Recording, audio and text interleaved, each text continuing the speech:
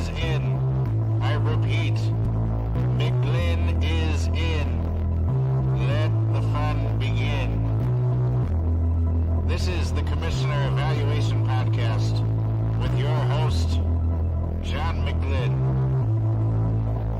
Was that Herms? He got them guests on the Rolodex, stopping by to talk about some Dynasty Superflex. Everybody, yo, commish is in. It's time to sit down to listen to John McGlynn.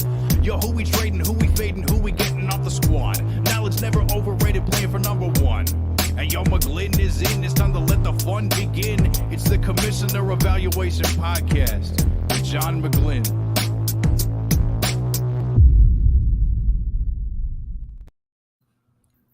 Hey, it's John McGlynn. This is a Commissioner Evaluation show. You can find me on the Twitter, on X, at John McGlynn75 if you ever want to get a hold of me or see what I do or see all my awesome posts. Let's get to know Wendi early tonight.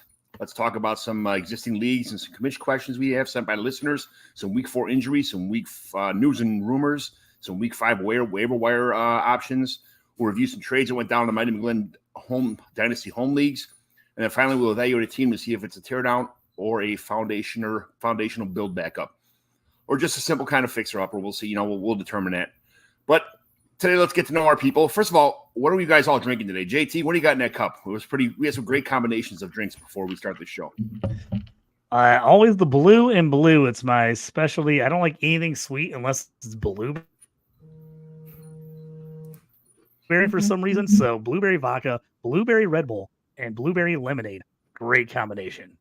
That sounds like a great combination. Sounds delicious. Sounds like a diabetic coma, but it sounds delicious. Wendi, what do you got in your cup? I have, in my Blackhawks cup, I have Truly.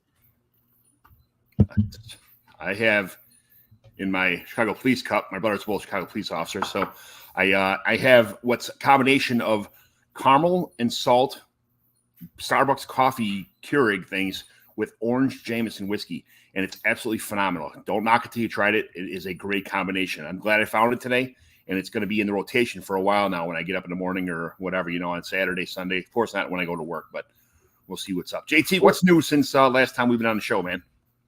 Oh, man, just got done with flag football practice, 3rd and 4th grade. I appreciate you guys moving the show back a little bit for me so I could get it done. The other coach didn't show up, so really good thing that I was there, or we could have been in trouble. A lot of kids just running around. Always interesting the beginning of the season, the first couple practices, trying to work out the kinks. I always got to remind myself it gets better once the year goes on when kids kind of get into the flow, but always a little frustrating at the very beginning of the year trying to get all the kids to listen to you and actually run a play. I'm like, we got to run a play. It's not school where you just all run out and sprint around in corners and we just all throw it up in the air. So, but we're getting there. It's going to be all right. My team improved greatly last year, and I'm hoping this team does the same thing. Coaching football and baseball and all these sports like that. Football was you couldn't see the faces because of the helmets, and you can't memorize the numbers right away. I worked for a second shift, so I had all 4 kids at night by myself. So I had to come home from work, pick them up from the babysitter, bring them home, start homework, get dinner ready, and then drop them off at different babysitters, and then go head coach football teams or head coach t-ball teams or go head coach whatever sports they were on. I even coached cheerleading one year when a cheerleading coach quit. But I did all that shit all the time, but I remember the first day putting all the stickers on the helmets and writing the kids' last names so you know who was what. And then take notes every day of who tackled the best, who ran the fastest, all that kind of stuff. And the best thing about football is at that age is that when they first come out there, a lot of them are first-time players. They never played football besides with their friends in the backyard before. They don't know what's going on. And to see, from day one, some of them don't even know how to take a snap. They're holding their elbows wrong. They're holding the ball catching the ball like this. They don't know how to catch. The offensive linemen don't know how to block. Defensive players don't know how to tackle. At the end of the season, when you have a banquet and all the kids are crying because they're their first coach who got this far with them across battle, everybody's crying. Even I'm crying more than the kids, but the kids are crying too. You handing out trophies and giving hugs, and taking pictures with them.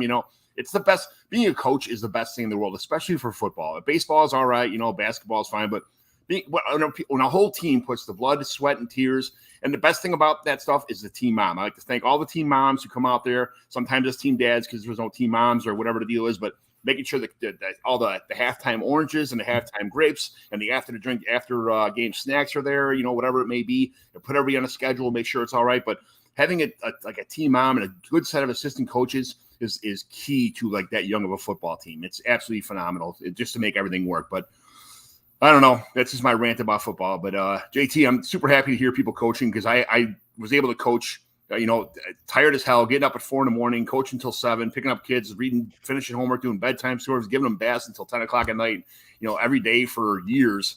It was worth every moment of time. So super happy about that, man. But anyway, that's awesome. That is totally awesome. I love it. I coached high school for like 7 years. So now it's like going the opposite end, coaching like 3rd or 4th grade kids coming in flag football for the first time. Like you said, they never played before. So it's a much different beast than I coached, you're probably going to have more fun with what you're doing now.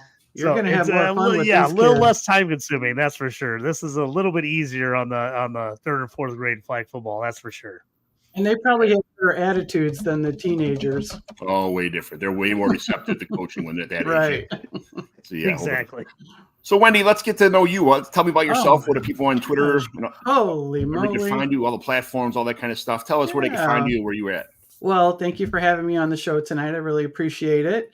My name is Wendi Early. I'm from Northwest Indiana. I'm probably about 45 miles from Chicago. I'm not a Bears fan, though. I follow them, but I'm not a Bears fan. But I would like to start off kicking off Breast Cancer Awareness Month. So in honor of Women of Fantasy Football, on Wednesdays, we wear pink, and this is my breast cancer shirt. So thank you for letting me say that. So anyways, I've been married for 28 years. I have a 25-year-old daughter. She just graduated nursing school this year, and so I'm super proud of her. She works a midnight shift at the ER. So everybody's in bed right now. She just left for work.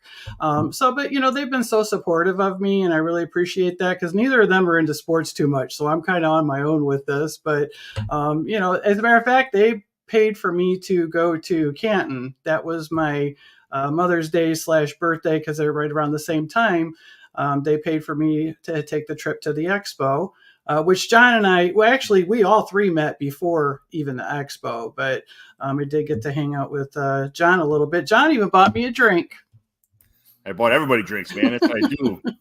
I love buying drinks. Well, it's like you meet so many people at that, and I know I didn't meet as many as I wish I could have met. My clock management sucked. Okay. And I learned a lot with that. So I think, next year, because I'm already planning on going on next year, even though I had no intention of going this year. And this guy, John, he's like, you got to go. I guarantee you that you're going to have a good time. And he was right. So thank you, John. No problem. Yeah, I bought you a drink. I think I bought JT a couple too many drinks. There was a fun night for him as far as that goes. But seriously, I'm a big advocate for inclusiveness and acceptance for women in the fantasy sports world. And I'm hoping that, people see this and this is why they're following me. I really don't know why people follow me. I just try and have a good attitude and listen to the people that I like to listen to with the advice and try and still make my own teams, which we already talked about the Scott Fish Bowl. We know how that went. I really don't want to talk about that anymore, but yeah. we did get to meet there. So that was kind of cool. So, and again, I'm funny as hell too. So maybe that's why they follow me. I don't know. Thank you for wearing the breast cancer shirt. My sister-in-law, Katie Conwell, just finished. We go to the YME breast cancer tournament. I remember that. Yes. And this is her 10-year anniversary. But since she had the breast cancer, she's had 2 wonderful kids, my niece and nephew, Danimal and P Cakes. They're forming a wonderful family post breast cancer, and super happy for her. And just want to give her a shout out for Breast Cancer Month. It's absolutely fantastic situation that she's in, and I hope she keeps kicking ass. As far as that goes, yes. And definitely, awareness and, if you see something, if you feel something, you need to go have those mammograms because technology these days, this is curable and you can have a good life still. And that's what we're here for, is to enjoy life to the fullest. And as a matter of fact, I had Kelly Singh on my show last night, and Carla and I had her on, and oh my gosh, her story. I don't know if you guys are able to listen, but please go watch the Game Changers. I was shocked. Like, I was literally almost in tears listening to her story. Yeah. So those women and men that have gone through breast cancer, they're warriors, and So on Wednesdays, we wear pink. It's in every family, and we're all here together Yep. for everybody else. So thank you for bringing that up on that one.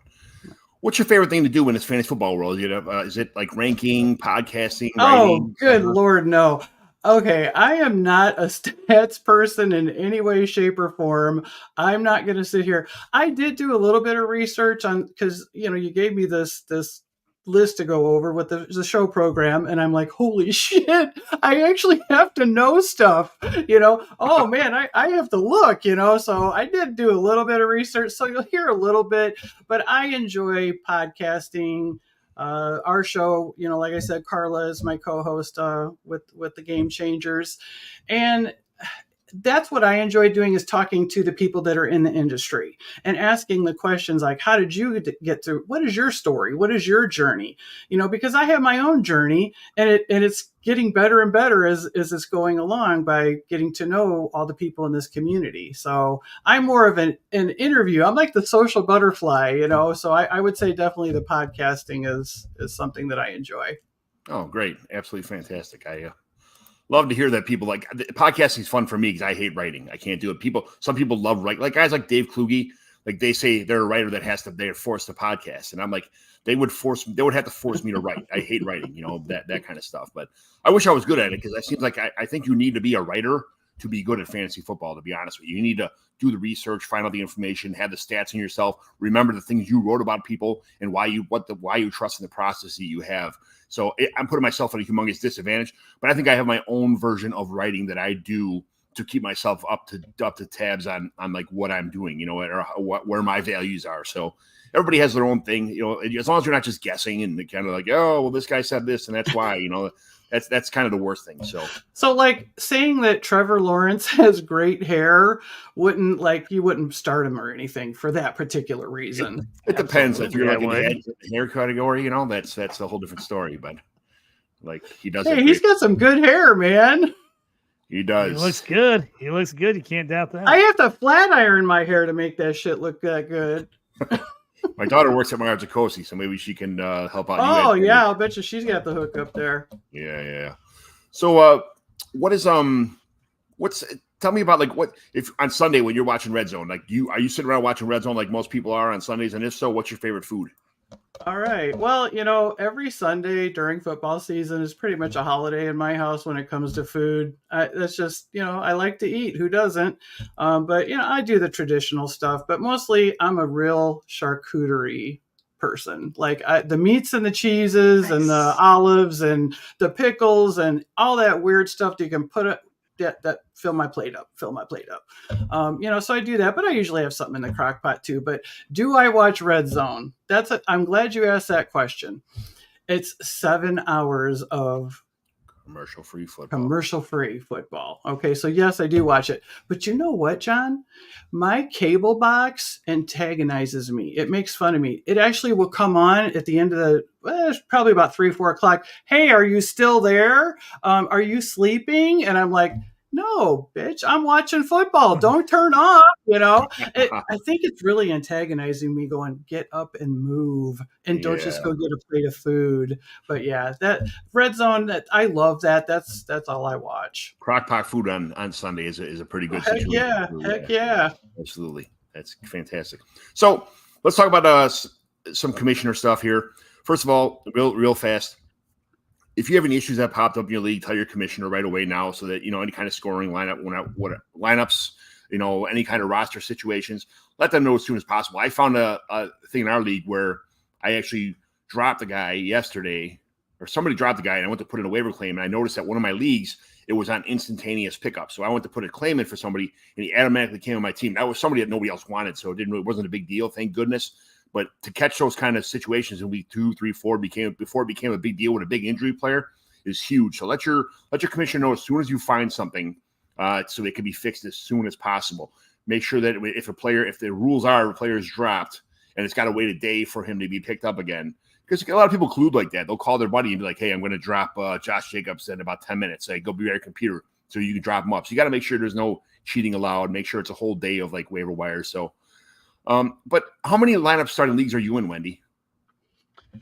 Oh, how many startup? The Dynasty? Well, you're in lineups that you hit, not best ball, like leagues you have to Oh, hit okay. lineups I'm thinking of about 10. 10, And yeah. that's probably 5 too many for me. JT's in like 32. So, that's how many are you in now, I JT? think it was like 36 or something crazy. Somebody was asking me the other day, and I was like, I've actually lost I track. can't was like, even. It's a lot. It's a lot. Yeah. Well, here's the thing. I don't know. Do you guys listen to Jeff Ratcliffe at all on Sirius? Okay. I was listening to him about, I don't know, 2 or 3 weeks ago, and he's like, look, when you're watching Red Zone, when you're watching football, put your phone down. Yep. Because I was just like, constantly checking my phone. Oh my gosh, look at this, look at this. But when you're in so many leagues, it doesn't matter, because you're going to have wins and losses when you're in that many leagues. So you know what? I put my phone down. I don't look at my phone till after the games are over, and I'm enjoying football 100% more. Yes, that's the truth to it. And it's if you have a favorite team, I don't want to be on a Sunday afternoon when the Dolphins are my favorite team, just like yourself, and rooting against the Dolphins every time they score, be pissed off. You're trying to win a fantasy lineup. Put your phone down, enjoy the games, and at the end of the day, the object of it all is it's a chess, it's not a checkers game. It's a chess game. Get across the line, get across the finish. It's a marathon. At the end of the season, you want to win your league for bragging rights. You want to win the money to pay for your leagues in the next, 5. If you win the league, you get the next 8 years paid for, next 7 years paid for. That's what it's all about. Not winning this week or winning winning against somebody who is irrelevant in your league anyway. You're going to lose a couple weeks for BS stuff. You saw how bad the first couple weeks of this year was with injuries, and now the bye weeks are coming. Holdouts. Like Jonathan Taylor's finally coming back for JT's 18 teams he's on. I'm sure. So it's just play the game the way it's supposed to be played and enjoy it the way it's supposed to be enjoyed. It's what it's all about. So in a dynasty league that Wendi and I drafted terribly in, I might add, a lot of the players that we drafted, and we had conversations about all the picks we had, and I recommended some players. We traded a lot. We had a great time drafting, but this team is absolutely terrible because a lot of players like the Antonio Gibsons, a lot of people had Antonio Gibson being like, a receiving back in the league in a team with a new offensive coordinator who's supposed to use them like some of the Chiefs receivers were. And we just expected a lot more production out of a handful of guys we had. And like Chris Olave is killing us, and a lot of other guys that are just generally Daniel Jones. Oh man. Well, Saquon's not in the lineup, and I think Daniel Jones will come back. He got blitzed so many times the other night; it wasn't even fair. That poor guy. I felt bad for him, but I see the same thing with Justin Fields. Justin Fields had way more time than Daniel Jones ever had in the pocket, this week. So it was just one of those things where they're going to have to figure something out. And I thought when Dayball went there, it was going to be a whole different team, but it seems like they regressed. But that'll all come around when Saquon comes back. So anyway, right when Kenny Pickett went down in the middle of a game, someone jumped in and grabbed Mitchell Trubisky right in the middle of the game. Is this normal to you in Dynasty League? JT, is this something that when somebody goes down in a game, if you have this instance right here, if Kenny Pickett was to go down in a game, could you go in there when the game already started and hurry up and just grab his backup? Or you're supposed to wait for waivers? That's kind of the whole reason for waivers, correct? Yeah, I've only been in like 1 or 2 leagues you were allowed to do that, and they were all redraft leagues, and I actually was the first person that complained about it. So I'm like, and I watch all the games, and I'm like, how are you, if you're not watching that game or you got something going on, how is that fair to the guy that's watching immediately picks the guy up? I'm like, I don't like that at all. I complained. We had one league that actually ran waivers on Monday night during the Monday night game.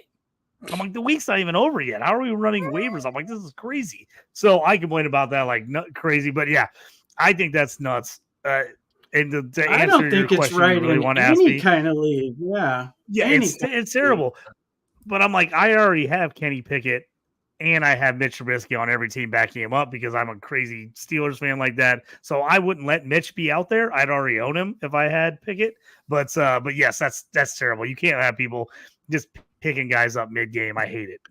Okay. Chris Smith, thanks for jumping in here. I appreciate it. And this is not the first time it happened. And John had mentioned, because this is new, and I was new to Dynasty. The only reason I even signed up for this is because John said he would be a co-owner with me and kind of teach me the ropes. And guess what? I don't like it. I don't think I want to play after this one. But the point is he had said, hey, this is really not the way it's supposed to be done. And when he asked the commissioner about it, who, don't get me wrong, I love all these people that are in this dynasty league. They're wonderful, but it's new, and this rule was probably not supposed to happen. So he had mentioned it, and it kind of got shot down and didn't want to be talked about. Hey, we voted on it already. I don't remember voting, but whatever, so now it kind of got brushed under the rug. Well, now that it happened again, other people are saying, hey, and now they're all kind of like, yeah, maybe it shouldn't be like that. So, but can you change it now? I don't think you can do that. Right. I mean, for something like that, I would say like, hey guys, we're going to have to change waivers. I would make the amendment for waivers to be changed. You can't change scoring. You can't change how much it costs for a touchdown by a quarterback, or you can't change how much it costs for a reception by a running back or a wide receiver, because you've already drafted based on the scoring. Things like the waiver wire process, those things can be amended a little bit. Like, hey, we're moving it from 6 in the morning to 11 in the morning because this guy's, it's not really fair, because after it goes waiver wire, first come, first serve right after the waiver wire. Some people work midnights. Some people work 20, are nurses. Some people are doctors. Some people are police officers. They don't have their phones on them at 6 in the morning to make these trades. Excuse me. So waiver wire, things like that can be adjusted, a couple other things. But the main things in the league, that the scoring is about the only thing you can't really change as far as that goes. Like, head-to-head matchups, you could move those around if you have to, because you match something up in the schedule, whatever, but I mean, theoretically, they could throw a vote out right now and just because would that absolutely. be? The problem absolutely. Is there's 3 or 4 rules in that league that I've mentioned before, and every time the commissioner's like, this is the way we play it, that I'm like, hey man, I'm just bringing this stuff up so it's not a problem later. Right. I got a bunch of backlash. That's exactly what you said. You were like, I don't want it to be a problem later, and guess what? It's a problem later. It's a problem just because of the fact that it helps the people who have nothing but time to watch football games, and those people who are at their JT, because he'll be coaching football on Sundays, this stuff, like he's not around watching. There's no way that he could sit around when everybody else is sitting on the red zone and watch Brian Robinson go down, and all of a sudden you hurry up and go take Antonio Gibson. That's not fair to the people. The rules are made to be fair for everybody. That's why it's a 1 day waiver period, or you drop somebody. That's why there's no. That you can't pick people up in the middle of games, things like that. It's supposed to be fair for everyone. And what's not fair for everybody, it leaves a bad taste in everybody's mouth. So yes, that's true. The league itself is a good league. There's a lot of rules. Every league has some things that one or two people don't like that you have to kind of deal with. But for the most part, I think if you put a vote up there, soon before it happens again, and just said, it'll be fine. So. That's just my commissioner evaluation thing for today. Just make sure that everybody's on the same page. If you find something like this, do it now, because what happens later in the season when Josh Jacobs goes down, or what happens later in the season when what happens to I'm sure people have already picked up most of the backup quarterbacks in the dynasty league, but these are situations that need to be dealt with. So all right, real fast, we're going to jump to injuries. Justin Herbert, we saw his finger. He's on a bye. Hopefully after this bye week's over with, maybe he'll have a pin in his finger. He'll take all that stuff. It'll be healed enough for him to stay on the field. Kenny Pickett, his knee, week 7 bye. He said he's going to return, is what it sounds like. So Matt Stafford hip, he should be fine. Javonte Williams, it said originally a hip flexor, but now it's a different injury than a hip flexor as it originally said. It's like a thigh or something. So they don't really know how long he'll be out for. They have a game this Sunday and then a Thursday game. So it would probably be better for them just to let him miss this week and then hurry up, miss the Thursday game, and then come back after that. I avoided him like the plague this year. I just did not feel good because I drafted him last year in my second spot, and I was so disappointed. I'm like, man, and that's a pretty big injury. So, yeah, I don't have any of him. Most people after like these big time knee situations or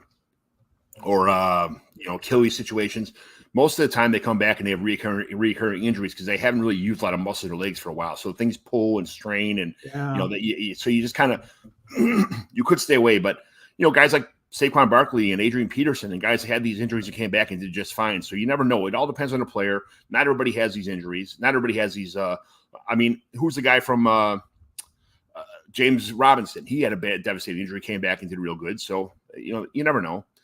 Keontae Ingram, one of my favorite backups, he's got a neck issue. He's still sitting out. Elijah Mitchell, a knee situation, probably one of the better backups in the leagues also on the San Francisco 49ers. A knee issue, kind of, pestering him a little bit. Any other quarterbacks or running backs you could think of with injury issues, you guys?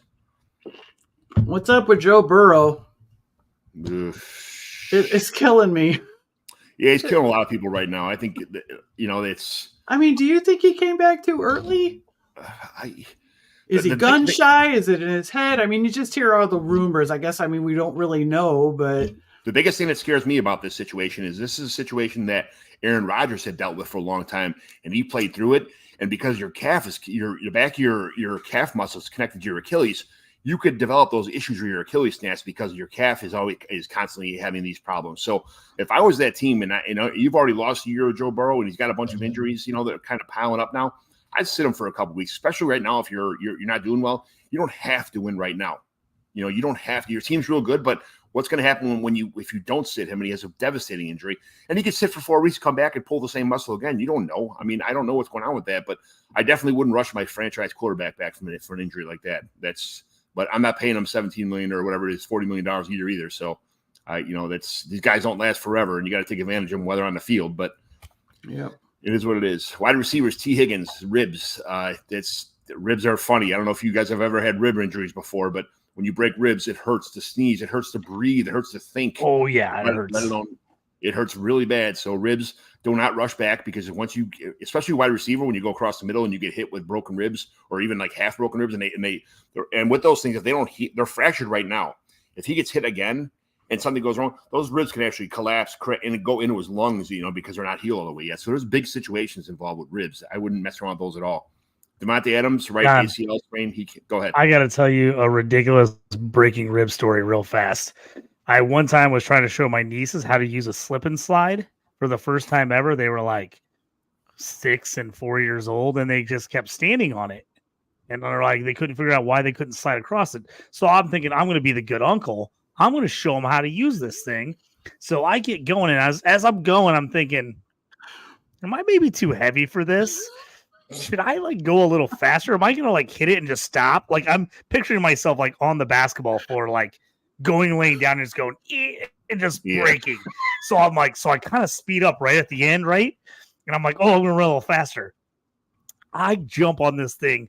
I go flying down it, roll off of it, couple times over somersault, and I stand up and I'm like, oh, that was more than I thought it was going to be. And all of a sudden I'm like, oh, I totally jumped and landed on my side and cracked a rib because I was trying to make sure I didn't stop on it. And I went so hard, I cracked a rib rolling after my 4th of July party. This is 15 years ago. My niece is in college now. And it was the most ridiculous thing. And the whole rest of the day, everybody's looking at me are you okay? And I'm like, yeah, no, I'm fine. And I couldn't breathe because I cracked the bottom of my rib there, but it was 4th of July. I'm and I have a huge party in my house. There's hundreds of people in my house. I'm I'm not going to go to the hospital right now. I can't go to the emergency room during my own party. I'm I just got to tough it out. But it was the stupidest thing ever. How long did it take to heal? Rib. Oh, long time. Oh, well, see, it was it was a month. Answer. It was a month before I even was and I'm not getting hit by anybody. And he had a broken rib, didn't he? Was it a broken rib? These are fractured. He's got multiple fractured ribs, though. Okay, so does that kind of bump Tyler Boyd up at all? Oh, I sure it does. I'm playing Tyler Boyd all over the place. Yeah. I just can't imagine these guys taking pain shots and then playing with broken ribs because I'm walking around just hurting, just breathing, talking with a broken rib. See, if you wouldn't have told me that story, I wouldn't have known. Now I know what to play. Devontae Adams, right AC sprain. He came back in the game, so he should be good next week. Mike Evans, hammy. He's always got the Tampa Bay couldn't ask for a better week to have a bye with a couple injuries they got. So Amon-Ra St. Brown, abdomen. They had a walkthrough. I think it's just walkthrough drama today, putting something on there to get clicks and that kind of stuff. I think it'd be fine. Alec Pierce concussion. We all know about concussions. Every player is different. Every concussion is different. So we'll see how that goes. And then tight ends, Pat Freiermuth, hamstring. It might be a while. Looked like a pretty bad one. It did. Donald Parham, wrist might be. The bye might save him too. Another guy that goes into a bye. I just traded Donald Parham away today. I got Trey McBride, my guy. So I'm super happy about that. Juwan Johnson, calf strain. We all know how that works. Calf strains are what's crippling Joe Burrow and Aaron Rodgers and everybody else in the league that has calf strains. So any other receivers or tight ends you could think of that got hurt or have on an injury list? That's the main stuff. Muth is killing me. I have him in a million leagues, and I had a ton of leagues where he was my only tight end. I was rushing out to the waiver wires. I'm like, I got to find somebody. Got to find somebody to play. He's still doubtful on a lot of lists, but everything I'm reading say it's like a minimum 2 to 3 week injury. I mean, he was down for a little bit, too. If he has any kind of setback, I could see him going IR. Yep. Yeah. Mm-hmm. I could see him going IR eventually, honestly. They'll bring their newly drafted left tackle into play, tight end. You know, they're on Washington. He's pretty big. So pretty big. So, all right. So let's go to news and rumors now. Quick hits. These are quick hits from around the NFL. JT, we'll start with you. How much time did Justin Fields buy himself with his first 300-yard game of his career this week? It was perfect timing for him. Everybody is like bailing on him, and then all of a sudden he has a monster game, and everybody goes, "Oh, wait, that's why we thought Justin Fields could be awesome." So again, he just hooked you hook, line, and sinker again. Just got you, pulled you. Nope, he is going to be good. I knew he was going to be good. So everybody that was on him is like, they're selling it. Like, yes, I knew he was going to be good again. Everybody was talking crap for no reason. Everybody else is probably still out on him. So he did get himself some more time though, at least for now. Because that game couldn't come at a better time. We're going to see Thursday night what happens against the Commanders, but I'm playing all my Commanders players against this defense. Sam Howell, Dotson, I got everybody. McLaren F1, I'm putting them all in.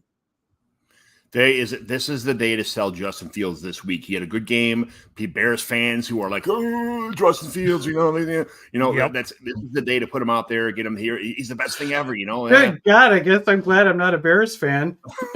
Oh yeah, you should be glad you're not a Bears fan. But so Wendi, Bengals. It's a long season, but if Joe Burrow injury keeps happening, they keep sucking. When is it time to trade Joe Mixon? Oh man. The problem with Joe Mixon, I love Joe Mixon, first of all. But he's not a pass catcher. But who else is out there? Like, what are you going to get for him? Is he sell high at this point? I'm not really sure what to do with Joe Mixon. Yeah, he's a tough one. I just think if the Bengals are going to he's the bell cow. There's no one else there, really. I mean, there's going to be another injury somewhere in the NFL where somebody's going to come knocking on Cincinnati's door, say, "Hey, you're 0-6, or you're 0-5, or you're 1 and this and that." Like, when is the time you're going to get rid of? What do you want for Joe Mixon right now, since your team's already taken? Well, I mean, and the Bengals had a chance to let him go before the season even started, and they didn't. Because there wasn't anyone else out there. So I mean, if they can get rid the right price for Joe Mixon, they do that and then sign Leonard Fournette or something like that out. There's still plenty of people. I know. Like, what is Leonard Fournette doing right now? I mean, there's got to be something going on behind the scenes that we don't know about. There has to be. Yeah. So, JT, Bills, can Diggs be the hero every week of this team and keep this train rolling? Absolutely. He said, "Give me the ball." He was complaining all offseason, yelling at camp. Give him the ball, Josh Allen. He's making things happen. I love it. Just keep throwing it his way. It's a good thing that Gabe Davis doesn't complain the way Stephon Diggs does when he doesn't get the ball. Diva. You got to be as good as Stephon Diggs to complain about not getting the ball like Stephon Diggs. Right. Wendi, Broncos. Is Russ warming up now? Okay, so he's had 9 touchdowns in 4 games. Okay, he had 16 all last season. Passer rating 106.7. I say he's back. I don't own him anywhere. I don't have the opportunity to in all the leagues that I'm in, but I'd say he's back. Yeah, and he did that without one of his star receivers, without Judy for a couple weeks too. So this team is, and without John Devonta Williams for a game, that to dump off to too. So I think he's coming along. Yeah, absolutely. Where we at? JT Browns. Is Watson better than we gave him credit for, or was Dorian Thompson-Robinson that bad? I'm saying false on both accounts. I think Watson is still bad, and I think DTR is better than people give him credit for. First game going to AFC North rival, it's going to be an ugly game. It always is. They're always low scoring and just bruiser games against the Ravens. That was just a bad spot for him to get that start. I still like DTR, and I think Watson I've been saying for a long time. I think if you got him, you need to get out on him before it's too late. Did you see a report today that said that he was cleared by the staff to play and he just decided not to? And they got to bye this week, so it's kind of like, yeah. I get it. But I mean, yeah, you can't pull that kind of crap in the NFL. Like, it's you're That's getting paid. when you just have your teammates out. That's when your teammates run around like, this guy ain't got it. Yeah. He's just sitting. You don't want that. You don't want to have that reputation. He's guaranteed a lot of money for the next couple of years. He ain't going nowhere. So he can do whatever he wants to, call these shots, because that shit, he's getting, Classic what are they going to do? Move. $250 million guaranteed the next 4 years. They're stuck with him. Whatever. He can go out there and say, yeah, my finger hurts. I don't want to play. I ate too much coffee this morning. I got, the Browns really kind of put themselves in a situation there. So finally, the Browns think they win at a QB and they lose even more. It's the Browns, just Browns being the Browns. I'm going to go with Watson. Will be fine. I mean, I know you're not a Watson guy, but I think when he gets into it, he'll be fine. He's got too much. He's got a lot of, especially with Chubb gone now. It's kind of like, it was a bad week. The whole game plan's around Chubb and play action. So we'll see.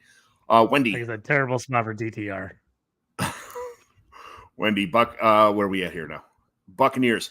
Is Baker extension worthy now? You have to say Baker the touchdown maker, like everybody else in the show has. I can't do it. Yes, you can do it. Say it. Baker the touchdown maker. Are you serious?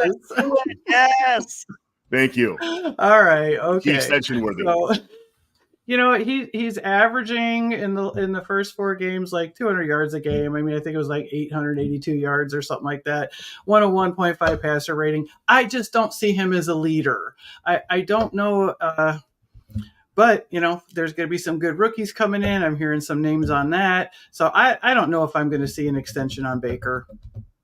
I'm hoping that they give him an extension, but they also draft a competition in the future. I think Baker is a leader. I think when he runs out of the sidelines and runs people over and gets in people's faces and fires the team up, man, I think he really is a leader. I think he just kind of got half dealt a bad deck where he's been before. That could be true. And I'm the biggest excuse maker for the guys I like. I'm that guy. I just keep pumping out excuses for my guys. So Antonio Gibson. We'll get to him, all right? Don't worry about my Antonio Gibson. We got time still. We're going to talk about him. We got it, exactly.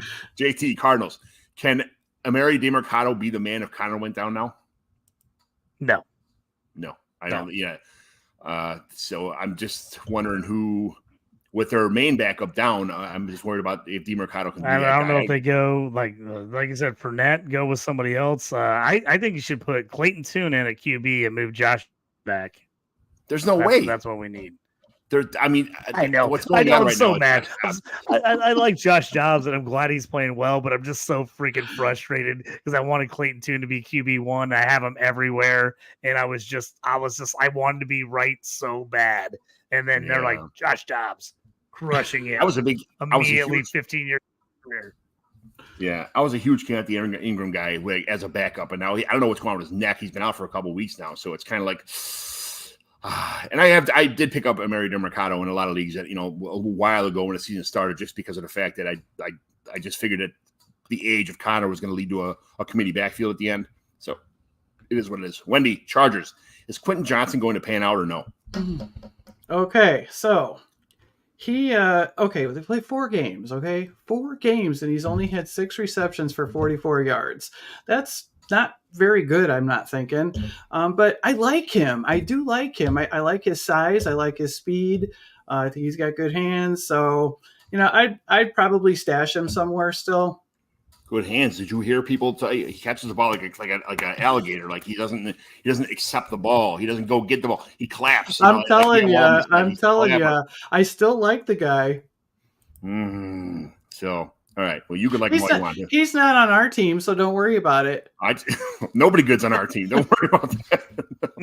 Oh, so you're saying he should be on our team? Well, no, he probably fit right in, but yeah, he's not good. So anyway, JT, Chiefs, should they trade for an alpha like Higgins or Judy right now? I mean, I think they would be awesome if they got one. I'm not sure what they got cap space wise, what they can make work. I mean, you just seen this. These teams have been around. The Chiefs are going to be there in the end. I don't care. I've told people that they go 10-7. They just got to get in the playoffs, and they're going to be dangerous. I'm not that worried about them. They're going to get it together. I mean, they'll go for a wideout somewhere. I like, dude, if I'm fantasy wise looking for a wideout, I like Rashee Rice. I think he's going to get better as the year goes on. I think he's going to be one of those guys you see at the end of the year that's stepping up for them. So I like him. Rashee Rice is the same thing as Sky Moore, where they came from small schools. They were drafted early. They were early declares. They're good players. You know, they're guys that you just need time to blossom. But the problem is with the Chiefs is when they don't go to Kelsey, Mahomes he doesn't care. He sees the entire field. It's like when you go play Madden and you know if you got a bad quarterback, you see that little thing of light that's like like somebody's got a flashlight, or if you got the other players. Like the entire screen is lit up because he sees the whole field. I mean, Mahomes could see his seventh option where some quarterbacks can only read the first option, maybe the second option if they're lucky, or a dump off guy. Mahomes could see everybody that's open by more than a yard anywhere on the field, and everybody's going to get the ball because it keeps the offense moving. And that's just the situation these guys are in. And it's kind of a terrible situation because nobody's ever going to be a fantasy viable player, but the Chiefs are always going to win because of it. And that's, nobody cares about our fantasy teams. You saw he slid on the 1 yard line the other day, and everybody's like, "Oh, it's cheating. The NFL's rigged." No, he did the smart thing. He's smart. He got the first down. He ran the clock out. Nobody got injured. The defense didn't come back on the field. It was the best. I mean, he's just a smart football player, and that's what happens when you have smart football players on the field. So, rant over. All right, here we go. Wendi, Colts. Man, you rant a lot. I do. There's supposed to be hot takes, and I'm the guy that keeps yapping. Wendi, Colts. What does Zach Moss do now that Jonathan Taylor's back? I'm not dropping Moss yet. I do own him in several leagues. I'm not dropping him yet. I mean, the 21-day practice window opened for Jonathan Taylor. Do we even know he may or may not play week 5? Do you think he's going to play week 5? I don't think he plays. I don't think he plays. He's practicing. I don't think he plays. And if he plays, so I'm holding on to Zach Moss right now. And I still would hold on to him even after Jonathan Taylor takes over. If I've got room on my bench, I would keep him. Jonathan Taylor needs to be there for a certain amount of weeks on the field in order to make this year a contract year. So he's going to play, but I think as soon as he gets his time done, he may all of a sudden have a contractitis situation where that he's back on the sidelines again. JT, Cowboys. Should we be worried about Dak Prescott?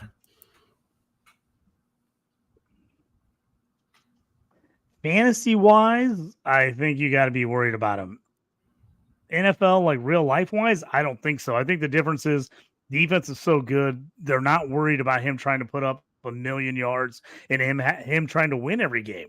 And that's what happened in the past is he's just tried to win every game on his own. He's not having to do that now. And he realizes that with how good their defense is.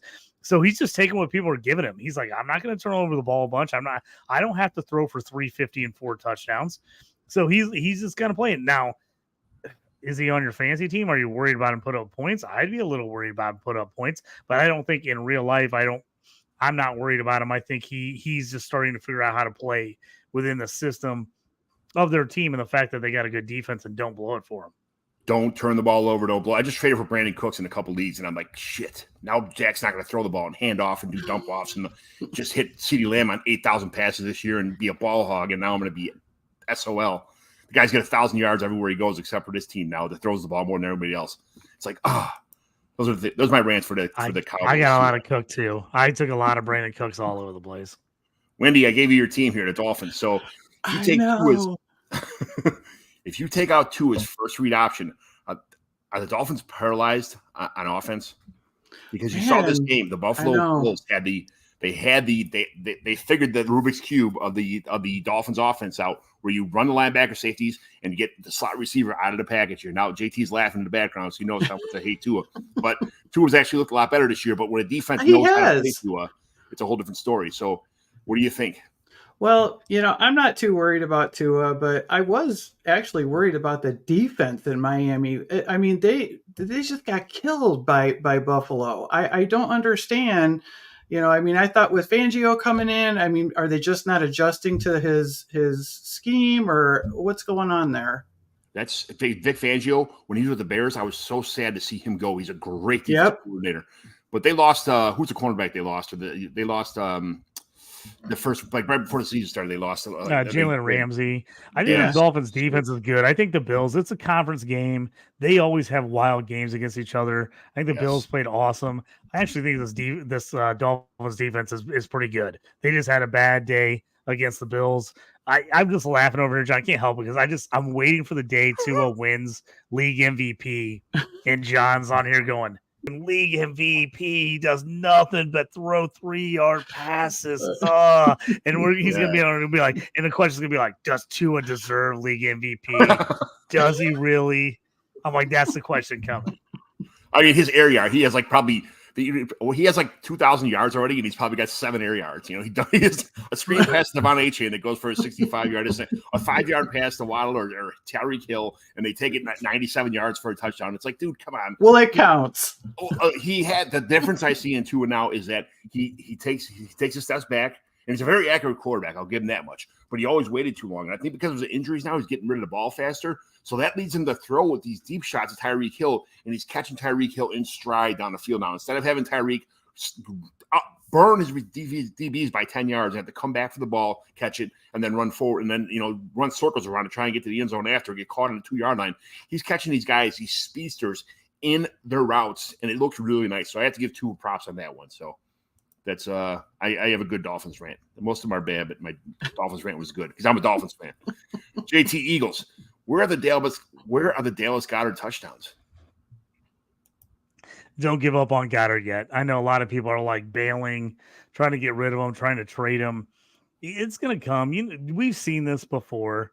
The Eagles, they're feast or famine with certain guys. There's days that AJ crushes it. Then there's days that Devontae Smith crushes it. There's days where the running back crushes it. Is he going to have you some bad weeks for you? Yes, but I'm not out on Goddard, especially with injuries and stuff piling up. I'm holding firm on Goddard. He's going to have a couple big games. Just you wait. It's going to happen. The days that Devonta Smith has good games. AJ Brown has a big crybaby attacks on the sidelines. So that's got to change.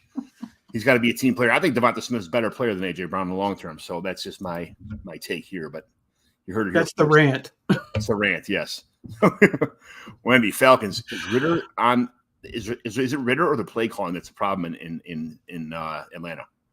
I don't know what's going on in Atlanta. Okay, so you're talking Kyle Pitts. That's a whole nother thing on its own. But he's got Drake London, Bijan Robinson, Tyler Algier. So what is the problem? Is it Desmond Ritter? And I heard trade talks of Desmond Ritter for Justin Fields or something. Terrible. I saw that. Yeah. No. Gosh. No. We do not want that. So play calling. I think they just have a lot of problems altogether. Yes, and absolutely. They're not utilizing the players that they have. But what is up with Kyle Pitts? I mean, every year it's like this. Is the guy not good? There's been a lot in camp. They had a lot of concerns about his route running, his availability, his. I mean, he gets open. His separation is fantastic. You see him. I just think that Desmond Ritter is not a good his ball placement is not very well. He's overthrowing Kyle Pitts by 10 yards on half his throws. And I'm like, man, Kyle Pitts could literally, if they would have a good quarterback, a good, accurate, long quarterback, if they had Tua, let's say, I'm not even going to say Tua, I'm just kidding. If they had a long-term, accurate quarterback on the field, and to get to Kyle Pitts the ball when he's open like that, he probably would have about 7 touchdowns already this year, long touchdowns too. It's just Ritter's not hitting him. So if you think if Kyle Pitts were on a different team with a better quarterback, he'd be a killer tight end. The answer is Tyler Heineke. That's what's going to happen. I was just going to say it. The answer is Tyler Heineke. Tyler Heineke. I heard that this morning. King of get the player, just get your best guy the ball.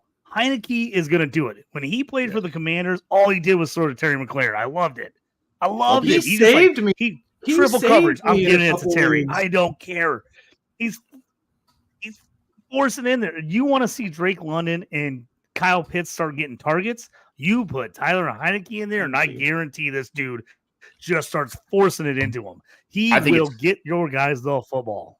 It's this close. I bet you halftime of this game, they're probably gonna be like, "Hey, man, if you don't have it this week, we're gonna you're gonna have to sit down and watch Tyler Heineke for a couple weeks." They gotta realize they're gonna be in this division. They're in it right now. They can't just blow a couple games because Ritter's terrible. Right. Taylor Heineke is not the greatest guy in the world, but I'm telling you, fantasy wise, you gotta love him as your QB. He knows who makes him look good, and he gets those guys the football.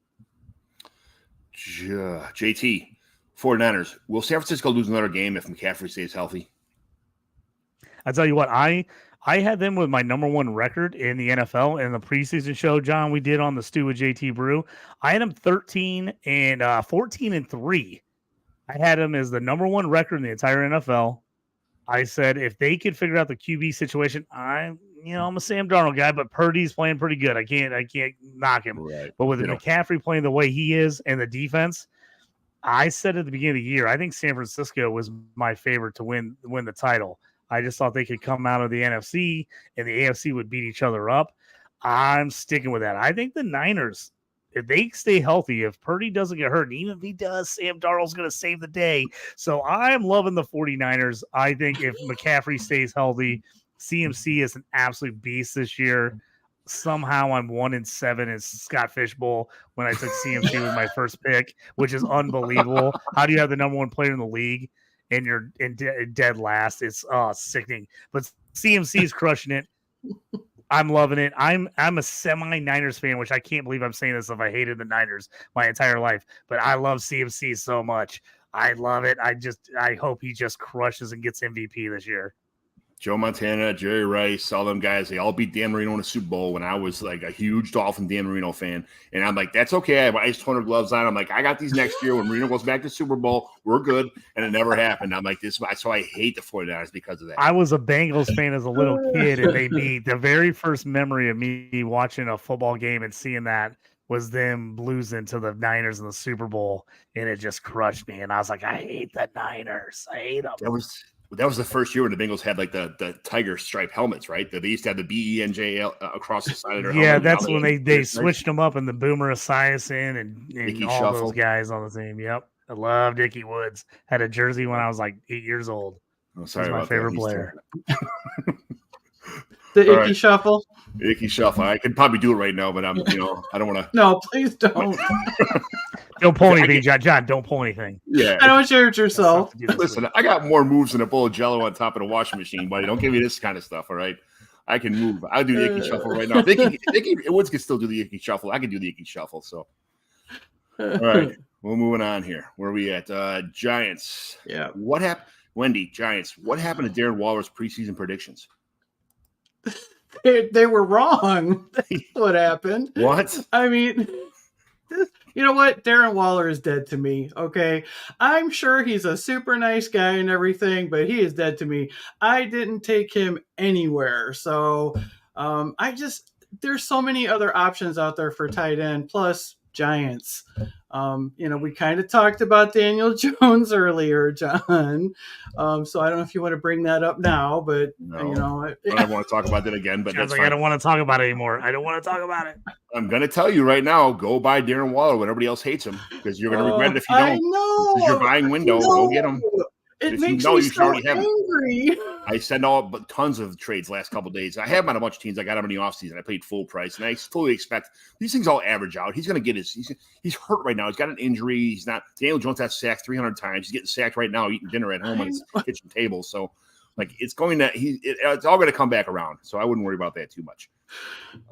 Anyway, that's JT Jaguars. Do they need an upgrade at running back over ETN to make this offense work? Yeah, I don't know. I think he's all right. I don't know if he's the problem. I like Tank Bigsby too. I just think they got to figure out how to use those guys a little bit better. The offense has been a little slow for the Jags. I'm not worried about these guys. I think the Jags are going to get it together. They're just a little bit slow start on the offense. They got to kind of figure it out. The wide receivers haven't helped Trevor Lawrence at all this year. He should have about 6 more touchdowns if they could get a second foot in bounds. Killing me. I think when Zay Jones comes back, so out. Yeah, drops and not getting a second foot in is killing him. I think Indian and I think Tank Bigsby are good enough for this team. All right. Trust the process, right? Is that what they say? That's what the cool kids Absolutely. say. I'm not cool, so I said it. But Wendy, Jets. Did Zach Wilson get his groove back? Okay, so that's giving me the impression that you think that Zach Wilson had a groove to begin with. Okay. It's quick. I'm not a fan. I think that I'm just so heartbroken over Aaron Rodgers too. I really thought the Jets were going to be so great with him this year. And so maybe with a little bit of guidance from Aaron Rodgers, maybe Zach Wilson can have a little bit of groove. Yes, Zach Wilson. The defense is way too good on the Jets for Zach Wilson to not. He doesn't have to do anything but just not lose. That's the problem. The defense is stopping everybody. He's got to learn that he doesn't have to be the hero or the savior. Slow it down. Breathe, like Aaron Rodgers says. Breathe. Take your time. Just throw little dink-dunk passes. You got receivers that have Garrett Wilson make plays. Have your awesome running backs run the ball. You got a great team around you. Yep. They got to figure that out, how to slow him down a little bit. I think they wanted him to be the guy before when he couldn't be the guy. Now he's got to be the guy. He could figure it out. I think. I'm still in his corner anyway, for that matter. Me too. JT Lions. What are they expecting from Jameson Williams? I'm expecting nothing until he changes his name to Orange Jameson Williams. He needs to get the orange nickname in there, Orange Jameson Williams, and then I'm 100% on the bye. Right now, I'm not expecting anything from him until he gets out there and proves something. I like Josh Reynolds. I think Josh Reynolds is playing, other than that one big goose egg out of nowhere game. He's looked really solid. Khalif Raymond's actually been helping him out, which is kind of crazy. And then Laporta, what a beast he has been to start it off. Stud. So, total stud. Right now, I think Jameson Williams is going to be a deep threat only. I think they're just going to send him deep, clear out routes, and if he's open ever so often, Goff is going to throw it to him. 100%. Hold on a second here. All right. So, Wendi, Packers, if Aaron Jones is hurt, is this team really if Aaron Jones is hurt, or is this team really this bad? They're really this bad. I mean, they're predicted to go 7-10 this year. I don't even see them winning 7 games. I don't know anything. See, Justin's agreeing with me. They are that bad. AJ Dillon's not doing any favors either. I think people were trying to trade for AJ Dillon before, figuring that he'd be the guy. He could catch, he could block a little bit. And a lot of those myths have been debunked. He can't really run in the middle. Their run game's terrible. Yeah, so it is what it is. JT, Panthers. Why can't Terrace Marshall be the wide receiver one that they're looking for? He should be. He should be able to be the wide receiver one. He just needs Adam Thielen needs to teach him everything he knows, and Terrace Marshall should be a stud going forward. He does. He should teach him everything, and then he should be a stud going forward. I'm not sure why he hasn't been better. I think he can be better. I'm still not out on Terrace Marshall. I'm still giving him a shot.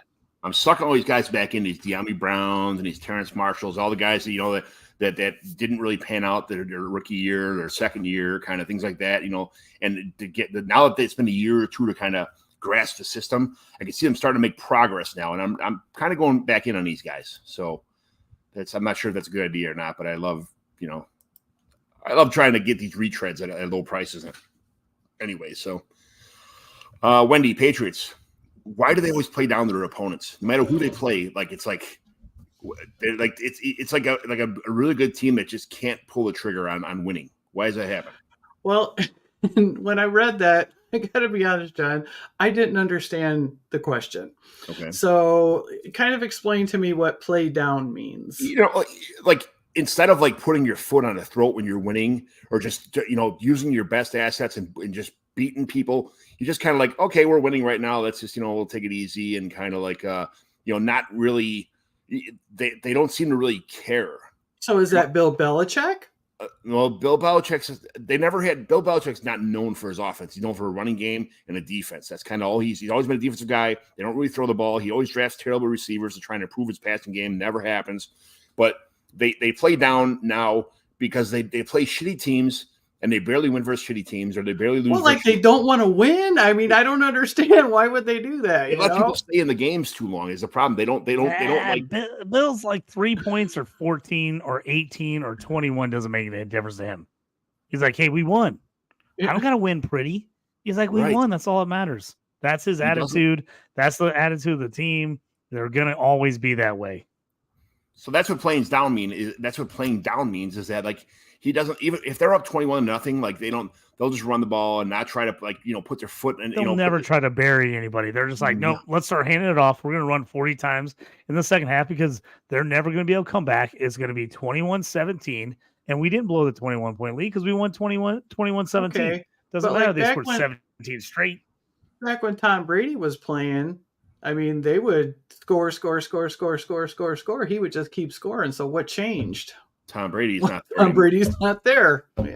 Yeah, Tom Brady didn't have any stud receivers. He made Julian Edelman. Well, that was Tom Brady, and that was scorch the earth Patriots when they were getting in trouble for everything they were doing, and they're like, "Oh, you're gonna get mad at us. You're gonna fine us. You're gonna do this," and then they're like, "Well, we'll show you."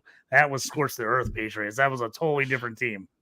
Yeah. All right. Well, thank you for explaining that. Just letting people linger, I guess, is the kind of definition of that. Anyway, Raiders. Who do they trade Josh Jacobs to when it's time to go? Because this team is just terrible. I mean, they should trade him, but the problem is, what are they going to get for him? That's the issue. I mean, we've seen in these trades. I know we've seen with these trades with running backs. It's like you're lucky to get like a 5th round pick. You can't even get like a 3rd for these guys. It's crazy. He's not a franchise tag. He should be on another team. They're not going to franchise him again, probably. So why wouldn't you trade him now before the Week 8 trade deadline? Get something for him. The team's terrible. They don't have, Derek Carr doesn't look good. Devontae Adams and Josh Jacobs are the only things that are decent on this team. So I just don't get it, man. I don't understand. I think they should move them, but I just don't know if they will. They're too stubborn, and I don't think they'll get a decent return. But I'd love to see him on a good team. Yeah, I think if somebody loses their running back somewhere, that he'll probably go somewhere. Wendi, Rams. Puka is going to be a big problem for Cooper Kupp. True or false? No, I don't think he's going to be a big problem. I think he's actually an asset to Cooper Kupp. I think they're going to complement each other. I mean, Cooper Kupp is 30 years old. So, is Puka the new wide receiver 1 next year? Cooper, I think that if they just stay in this offense they're in right now, leave Puka on the outside to catch these balls, because like everybody saw it in the preseason, like the Quentin Johnson plays like a 5'9", 180-pound player, and Puka plays like a 6'2", 200-pound player that Quentin Johnson should be, but he's not. Yeah. So it's like they put each other's mind in each other's head, and now they play like Puka is just a stud, and he can win on the outside. He likes playing the outside, and Kupp plays in the slot. That's where he does most of his damage at. So, I mean, I think that's a pretty good dual force there. Yeah, absolutely. JT, Ravens. Is Lamar playing good enough to be Saints? MVP? My Saints are Ravens. I'm Saints. Oh shit. Ravens. Okay. I'm messing things up. Yeah, JT, you're Ravens. Is Lamar playing good enough to be MVP? He is. The question is he going to stay healthy? He's been hurt the last couple of years at the end of the year. If he can play through the whole season, yeah, he looks great right now. I mean, I've said this before, and this is my Steelers fan I'm going through. I'm like, I love to see the Ravens lose, but Lamar run for 102 touches every week. It's freaking fantastic. On my fantasy teams, I love it. I think he can be in the mix. I absolutely do. So, again, they got to figure out some wide receivers because their wide receivers are doing them zero favors. But Andrews has looked pretty good, and I do think Zay Flowers is going to fill a lot of holes as the year keeps going on. I like him a lot more than anybody else they got. I tried trading for Zay Flowers in like 3 leagues this morning, and people are like, I don't know. He's going to have one. He had a big game week 1, and then he's kind of been like, but I just think he's a special receiver. So, yeah. Wendi, Saints. How are you? What do I got written down here? How are you bad with Kamara, Olave, and Michael Thomas all on the same team? I don't understand how this team is bad. How is this happening? Well, I mean, Derek Carr, and I'm kind of still a Derek Carr fan. I do like him, but he's had 2 touchdowns 4 weeks. That's not too productive. I think last game he was a 68.2 passer rating. So that's a problem. And I love Olave. We have Olave on our of course we do, because all of the bad players for this year are on our team. Our team's like the elephant graveyard. They just go there and die. It's fucking terrible. I don't know what's going on. It's like We must have done something like in a previous life to draft bad players who just don't like. And we'll get next year. We'll trade him, and he'll have like 700 touchdowns and 5 million yards. I don't know. I think we're pretty nice people. What did we do are. to deserve this? I know the fantasy football gods don't like us. Yeah, well, it'll come around. Don't worry. It's funny how this works sometimes. But all right, Seahawks, JT. If JSN keeps getting 3 yards per target, how is he going to break out? Yeah, I think that's the issue. I think he was hurt all last year for Ohio State. Everybody wanted to act like it was no big deal. He would just come in this year and play and be awesome. I think we might have to wait till next year. I mean, if you got him in redraft, I would be real worried. If I got him in dynasty, I'm not moving him. I mean, obviously we've gotten into this mindset that every rookie has to come in and just crush right away. I don't think that's the way it works. I like JSN for the long term. I just don't know if he works his way into being like a really important part of this offense this season. They don't need to. They got zip it, lock it, put it in your pocket. So right now he can learn from a good receiver and kind of keep it going. So as long as Tyler Lockett's out there, he's got an excuse to like not be good, as far as that goes. But let's see, JT, where are we at now? We are Steelers, Wendi. Wendi. Is it Deontay Johnson missing, or is Matt Canada? Is it this Matt Canada offense that makes his team so bad? It's probably a combination of both, but I mean the fans are begging to fire Matt. They're chanting at their home field to fire Matt Canada. Yeah. I'm just like, man, the Steelers offense, they haven't reached 400 yards in a game since he's been there. So, that's not too good. So I'm excited. I want Johnson to come back as soon as possible because, as a matter of fact, don't we own him on the team? We do. What a coincidence. Wow, somebody else that sucks. He's on our team. It's awesome. Yes. Well, he's hurt though. You can't say he sucks, right? I get it. I think here's what happens. You have a playbook that's designed around your best players. And when your best player is not on the field, you're like, oh, shit. Right, because that makes sense. You're going to page 764 in section B and like, oh, shit, what do we do now? Because this is our best player. And it's with like Saquon Barkley's and things like that. Like it is what it is, Yeah. At least they have a backup plan with a couple good receivers to kind of bail them out right now. But they're not Deontay Johnson. That's the difference. The scheme is terrible. It was a combination of errors on that one. It's like a clown car of everything happened at the same time. So, yeah, I get it. So brutal to watch. Dameon Pierce is a buy candidate right now. True or false? I think so. He, hasn't got off to a really good start. Stroud's getting all the attention. I think the more Stroud continues to play well, it's going to open up the run game. I think it's kind of that reverse old school Colts Peyton Manning thing where they come out and they throw the whole game and then they get up. And then they start running the ball really effectively because now you're playing the pass and they've got you kind of on the ropes. So I think Dameon Pierce has still got a shot. I think people are down on him because the production hasn't been there fancy-wise. But I don't love him, but I like him at the cost, and I think he's a guy you could acquire now for a decent price, especially cheaper than what he was going for last year. Dameon Pierce and Jerome Ford were two of my favorite, like kind of deeper, I'm not going to say sleepers, but like deeper rookie running back picks to go. I like both of them. Dameon Pierce just needs to get his offensive line back, have his run graders come back and make some holes for him. So, yeah, I get it. But, I mean, the quarterback play in Texas has been absolutely wonderful. So, it's surprising to see how good it is. And I'm happy. I'm here for it. He was my QB1. I'll say it again. He was my QB1 coming out. And I cannot believe how well he's played with how bad this offensive line is. I mean, yes. It's been spectacular. It's great to see. I was worried they're going to ruin him. I mean, we talked about this before. I was like, dude, sure. Are they going to ruin him where he's going to go old school Carr, where he gets sacked 800 times in 2 seasons, and then he's gun shy and ends up ruining his career? But so far, he has looked really good timing, precise.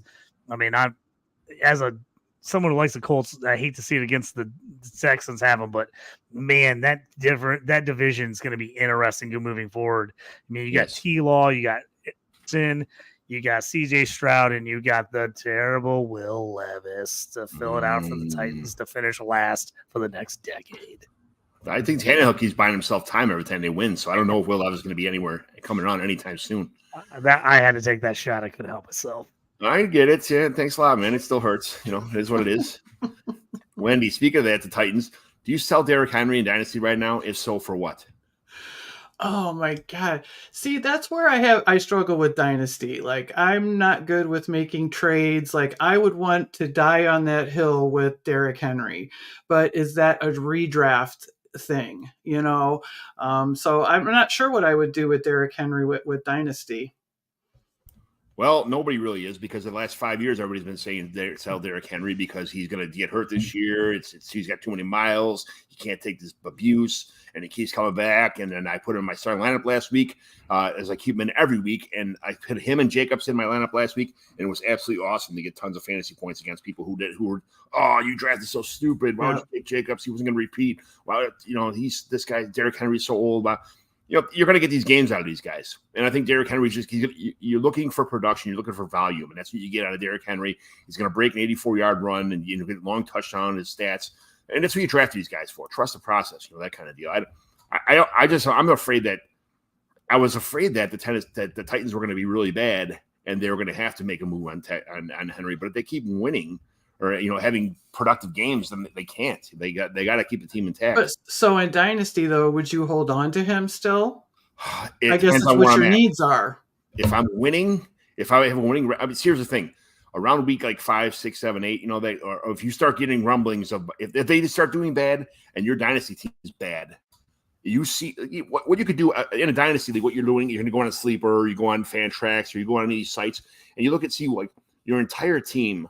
Look at max points for that accounts for all your players in your team, how many points you would have scored if you put your best players on there. If your max points for is near the top of the league, then your team's pretty good. You just had bad luck with a couple losses. If your max points for is in the lowest of the league, that means your team is really bad. You don't have any good players on there, or else your players. I'm going to take a wild guess as to what ours is in the Dynasty League that we're in. I'm going to ask the next question. I'll look it up for you, and I'll tell you, okay? Okay. So, JT, where are we at now? JT, the Vikings. Will Cam Akers ever supplant Mr. President as running back, or is this just a full-blown committee now? I don't love Madison. I probably like Cam Akers less, so I'm probably the worst person to ask on this. I've been out on Cam Akers from the very beginning. I just never saw it. I didn't like him when he was with the Rams. I had a couple orphans I took over. I immediately sold him as soon as I could. I'm just not an Akers guy. Yeah, I just don't like Akers. I don't think so, man. I think this Vikings team at some point is going to blow this whole thing up. It probably won't happen this season, but I can see it happening next season if they end up going like 8-9 and missing the playoffs. I totally can see this team going for a rebuild. Yeah, I'm the same. They're in a situation where they almost have to. So, yeah, I get it. Wendi, how the hell does Antonio Gibson keep fumbling every game? I don't know. And you were so high on him. I was. You probably have him in every league that you're in. I do. And of course, because you were so high on him, guess who else was very high on him? All the smart people. That's what you need to say. I don't feel real smart right now. I wouldn't really worry about that too much. It's one of those things where, we're second from last as far as points for. So again, we're not last? No, Boland is last. Hey, I'm surprised. Yeah, I'm surprised too. But no, we're not last, but we're pretty close. But yeah, I'm looking forward to be. We're gonna get some players back. We'll get some guys producing, and we'll be all right. It's gonna take. I don't know. Our JT, here's our team real fast, just so you know how bad we are. All right.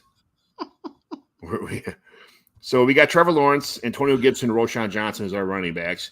CeeDee Lamb, Chris Olave is our two wide receivers. I'm not sure why we don't have three, but Chig Okonkwo is our tight end. We expected big things from Chig before the Hopkins signing. Then that happened and killed us. Christian Kirk, Jalen Warren is one of our flexes.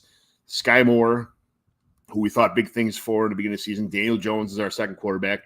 Then we got Sam Darnold. This was in the season way before we knew what was going on with the quarterback situation. So we got Darnold. It still may happen. Probably not at this point in time. Purdy's just being too good. Andy Dalton we picked up on the waiver wire.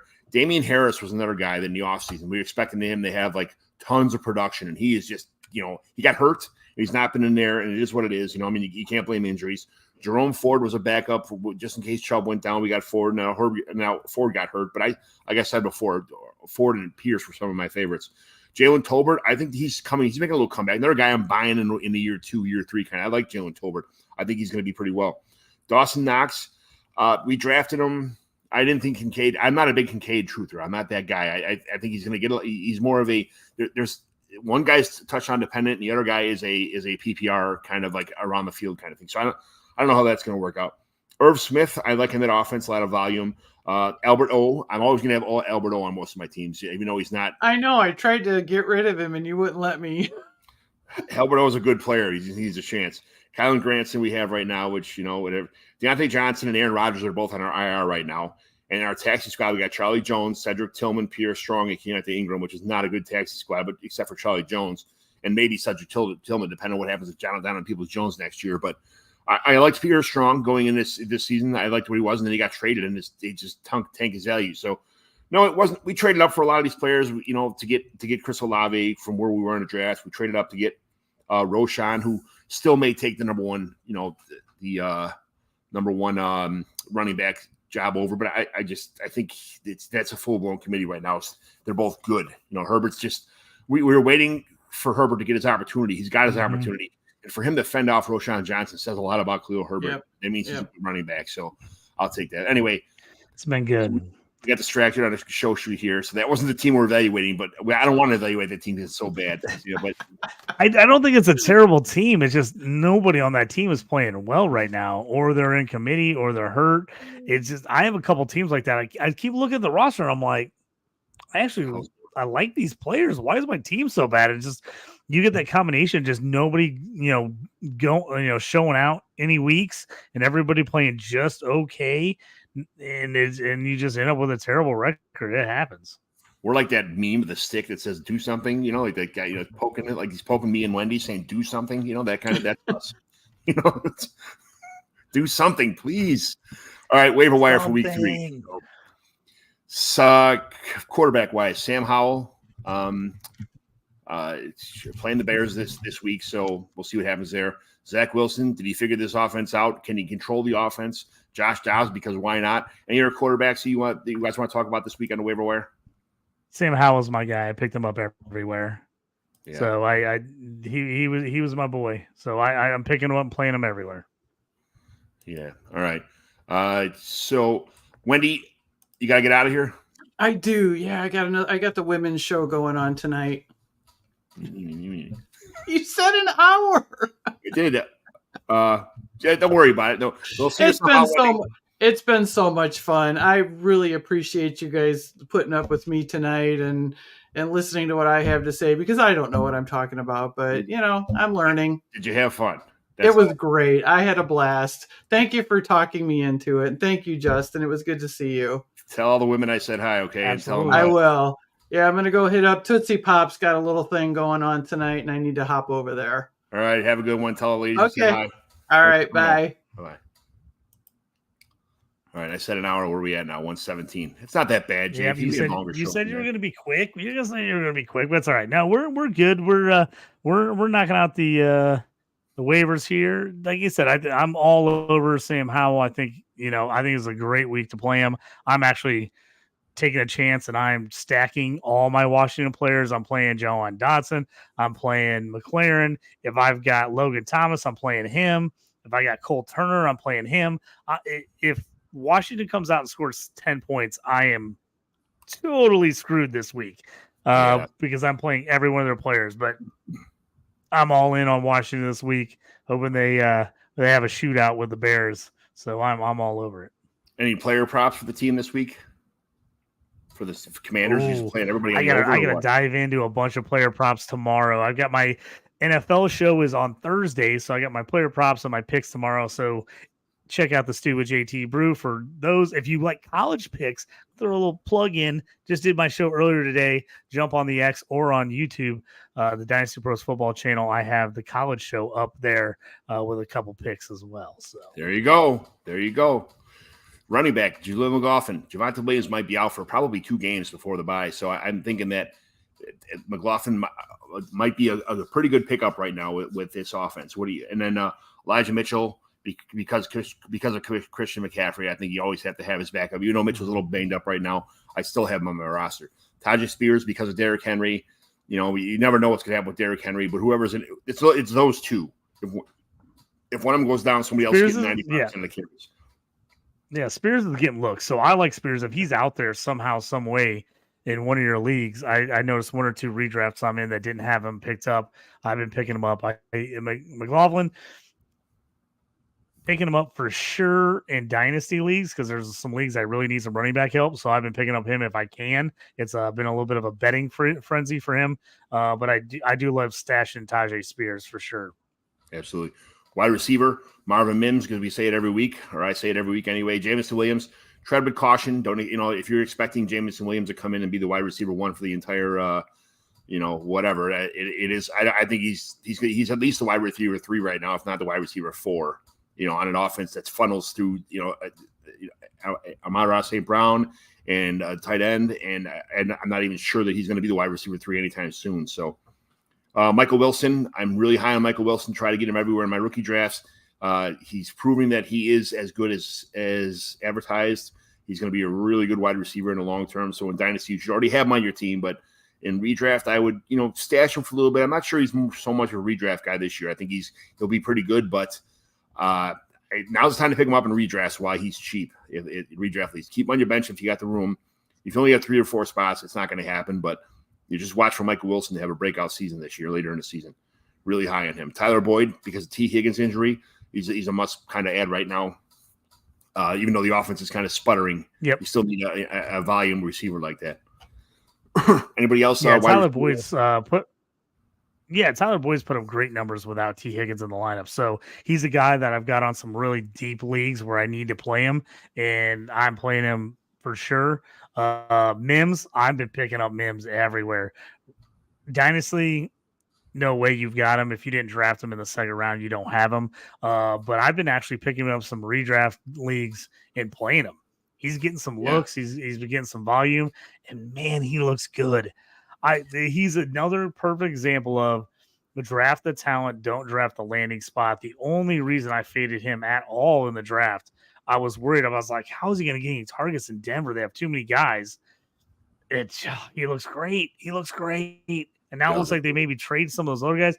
So draft the talent, don't draft the landing spot. I like Mims a ton. And he was a guy I was super, super high on in the pre-draft process. And then I faded him a little bit because he went to Denver. But before that, he was like, I'm like, dude, get this guy like beginning of the first round or end of the first round, beginning of the second round if you can. As soon as Denver started having injuries and there's a wide receiver 3 vacancy on that team, I just figured that, I'm like, this is great. This is going to be a situation where Mims is able to come in and showcase his talent right from the get-go. So I was super happy about that. All right, so tight ends, Tyler Conklin, looked like he meshed with Zach Wilson, last week. So, and Darnell Washington, because Muth might be out for a while. So even though Darnell Washington is joked about being a big tight end, and he's not that good. I mean, you've seen him in the preseason and some of the games, just smoking linebackers. As far as his athleticism is concerned. So he's a good tight end. He's a good NFL tight end, not a good fantasy option, but when he's the only option on a team, I think that Darnell Washington is a pretty decent plug and play for a week or two if you need a tight end. Here is a sneaky play for people, especially if they're in a start 2 time in league or a league that's like a really high tight end premium where you can play like 2, 3, 4 tight ends in a start.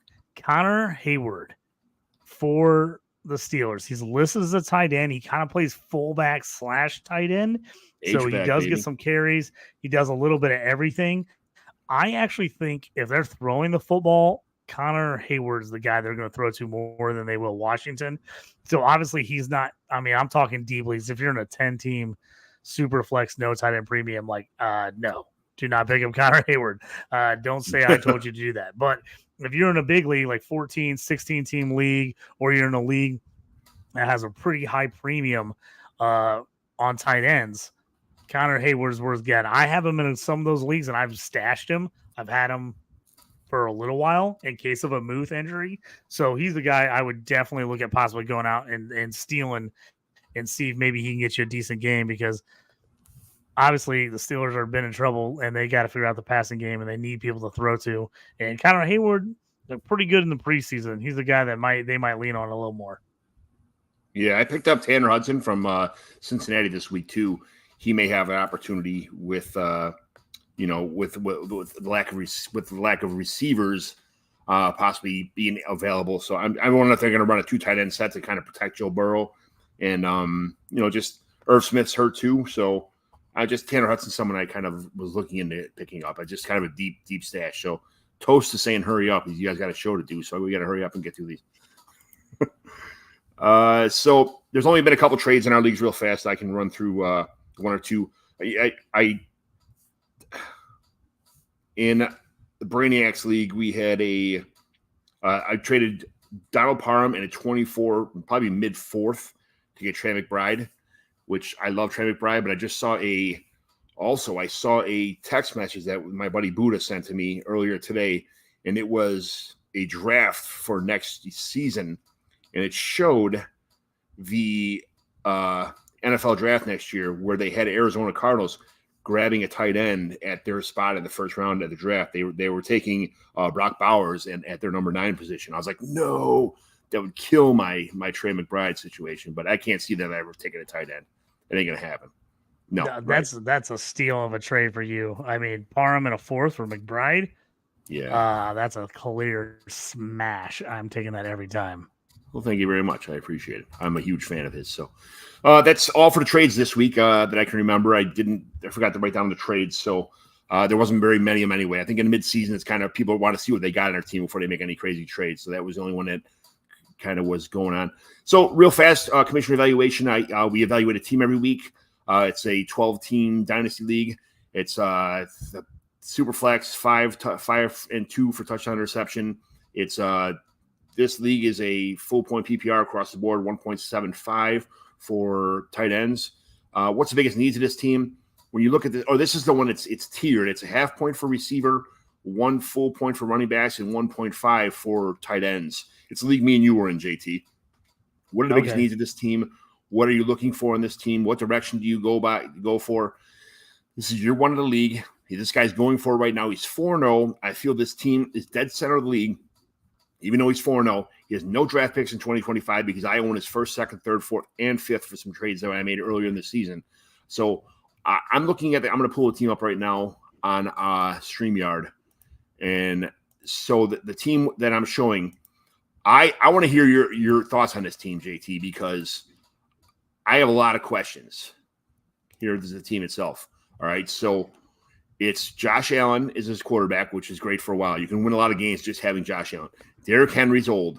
Alexander Madison, I'm not sure. I think he's a good running back, but splitting time, but he's nothing special. He's not going to be the future of the Vikings, So Tyreek Hill's already 30 years old. How long is he going to play for? Another year or so.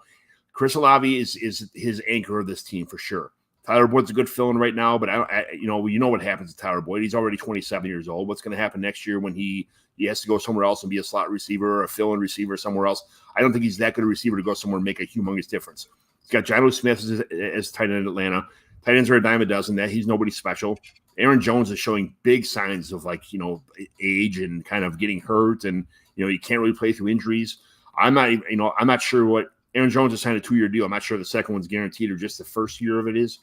Cortland Sutton, we've seen Cortland Sutton. We know the game. I'm a big Cortland Sutton fan, but I just don't think that he's a alpha wide receiver that can get the job done for a fan. I know this is guy's second flex supposedly, but I don't know. He's got Kirk Cousins as a second quarterback, and then here's the problem: he's got Dorian Thompson-Robinson. Geno Smith is showing signs of being Geno Smith again.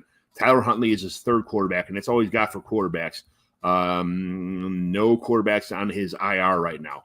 Then he's got Antonio Gibson, which Antonio Gibson could get traded and go somewhere, but he's kind of showing true colors right now of just being a guy who fumbles a lot and can't isn't going to make the team great. Rashad White, I think, is a huge sell right now. I sold him away. I sold this guy, Antonio Gibson, and Rashad White actually for his entire Antonio Gibson, Rashad White, and Deontay Johnson for his entire 1st, 2nd, 3rd, 4th, and 5th. And I also got a couple of the running backs and receivers for it. I think there was a huge steal on my part, even though it looked bad kind of back in time. And then he's got Keenan Allen, which, yes, he's great. This is why this guy's in first place, because he had Keenan Allen with some big games. Justin Watson, Darius Slayton, Kadarius Toney, Justin Ross, Dontavian Wicks, Logan Thomas, David Njoku is probably his best tight end. He's got Dalton Schultz, who I'm not really sure that Dalton Schultz is the long-term answer for this team. Tyler Conklin looks pretty good in the Jets, but he's nothing special. And on his IR, he's got Cameron Lutu, Kenny McIntosh, Chase Edmonds, and Deontay Johnson. I just think this team is fool's gold. Like, I just want to – you tell me what you think about this team. I think this team has a chance to win this year, but much beyond this year, it could get ugly fast. He's been trying to hit me up. Tim's been hitting me up for trades left and right. He's been offering me like 7 for 2 type of trades. He's like trying to just go for it and win it this year. He's asking for everything. I turned him down on a couple of these.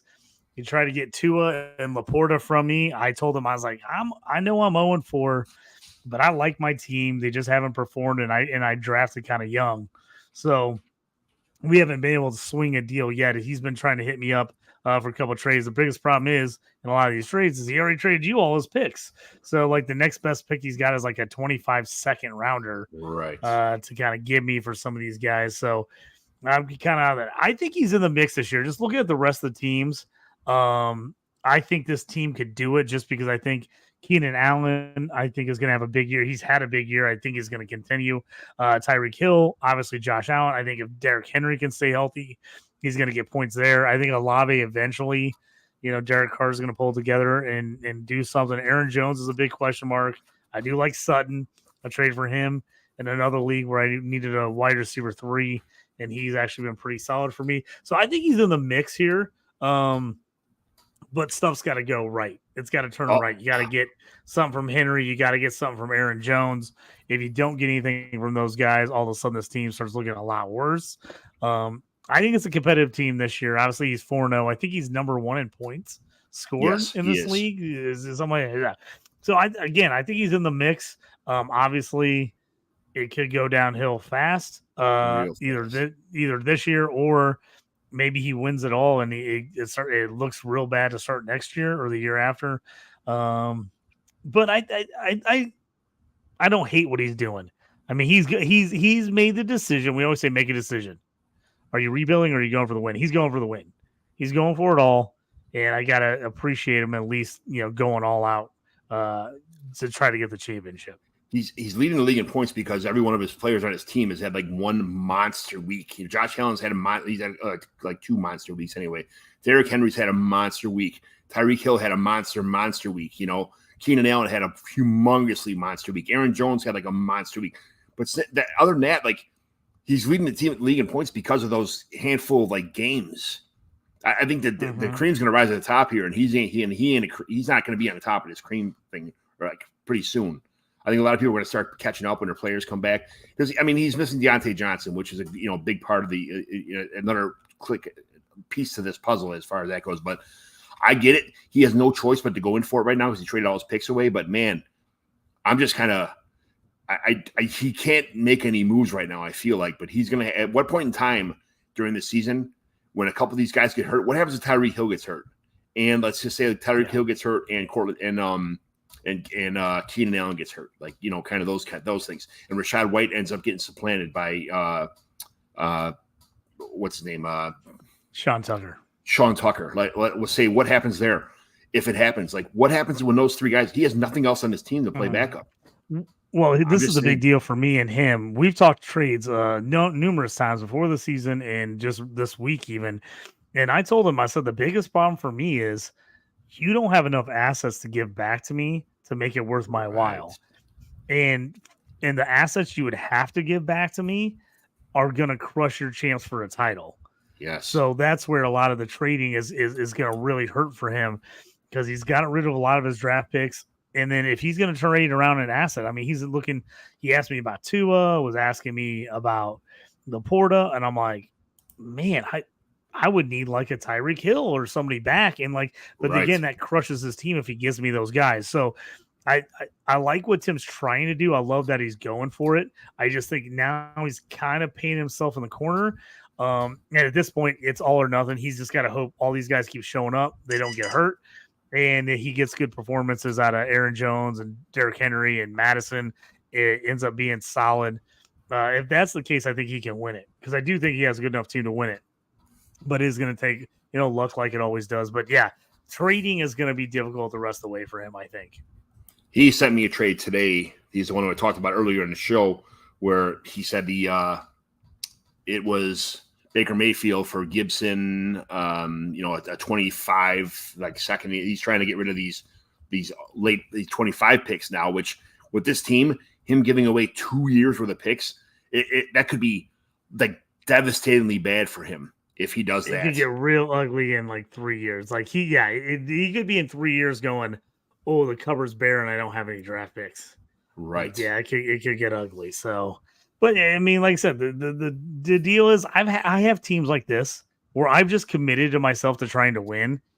And I love draft picks and I always trade for draft picks, but I have certain teams where I have leagues where I haven't had a first round draft pick in 5 years. Because I just decided from that team was a win now team. And I just said, every year I'm just going for it. And so I keep trading picks away for guys. And I know the floor is coming quick. I'm going to crash into that thing and bust my face, but it's going to happen. But at this point, there's no turning back. I got to stay all in. Because again, like Tim here, if he all of a sudden wanted to change course, he's already really in trouble. I think as far as if he tried to go back and be like, ooh, I don't want to do that anymore. I don't think that's a possibility. So if I'm him, I just stick with it. I keep trying to make trades, keep trying to get people and just bolster this roster and go for the victory. He's in shark-infested waters on a jet ski right now with a big stake tied around his neck. So he's good for him. I hope he doesn't run out of gas, whatever. But he does. He does have that hot model standing on the beach, just waiting for him to pull in. Though he can see her, he just got to make his way all the way through. He can do it. JT, once again, man, he's got. Tell us all where everybody can find you at, what you got going on. There's Brian Toast is waiting for you to get on this hockey podcast, so you got to get out of here. We're done with the show. Thank you very much. But tell us all the things you do, man. Thanks for coming on the show. Thanks for being on the show. Thanks for being a good dude, man. Absolutely. You always find me here on Fantrax, the Commissioner Evaluation Podcast. You can hit me up on Dynasty Pros Football YouTube channel. I'm the host of the Stew with JT Brew. We do all kinds of fantasy stuff on there. I do a lot of in-season college football gambling and NFL gambling. So if you are into gambling shows, that kind of stuff, I run those. Usually college show on Wednesdays and the NFL show on Thursdays. So you can check those things out. I do with my buddy Toast. We're going to talk about here. Hockey season's right around the corner. John, you just got our hockey league. We're doing a little Fantrax hockey league for people, especially if you're a newbie to fantasy hockey. We're trying to kind of work your way into it, how to use Fantrax, kind of what to do in a draft, all those things. So we're actually going to break down our home league draft here in just a few minutes. So if you want to jump on and check that out and see what we think about your draft, John, which we appreciate it. But yeah, that's where you can find me on all the podcasts. I do some IDP stuff if you're into that on Fantrax every Wednesday. I have an article, and then I have my rankings on DLF. And I think, every Tuesday and Thursday, the Devy Show, if you're into Devy football, I do the Devy Show on the Dynasty Pros football channel. The guy is everywhere. He's the talented and handsome and talented JT. All right, Toast is waiting for you. I'm John McGlynn. You can find me on Twitter at John McGlynn75. Subscribe to my YouTube channel. Subscribe to the podcast. I'll put this on in podcast form later tonight or tomorrow morning. It's on Apple Podcasts or all the rest of the podcast platforms. Thanks for listening. Thanks for watching. Thanks for being part of the Commissioner Evaluation Show. All right, JT, get out of here. Talk to you later, guys. See you.